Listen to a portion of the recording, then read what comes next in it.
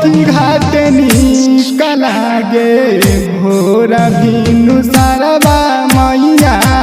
छठी घाट नीक लागे भोर भिनु सारवा मैया। छठी घाट नीक लागे।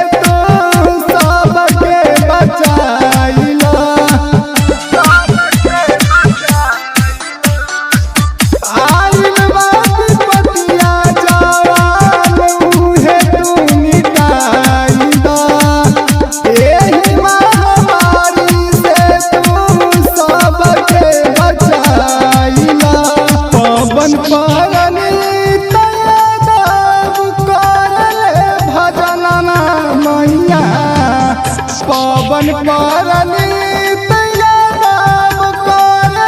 भजनमा मैया।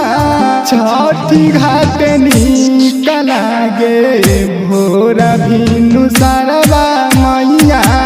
छठी घाट नीक लागे भोर भिनु सारवा मैया। छठी घाट नीक लागे। मनीष अकेला रिकॉर्डिंग स्टूडियो सीतामढ़ी।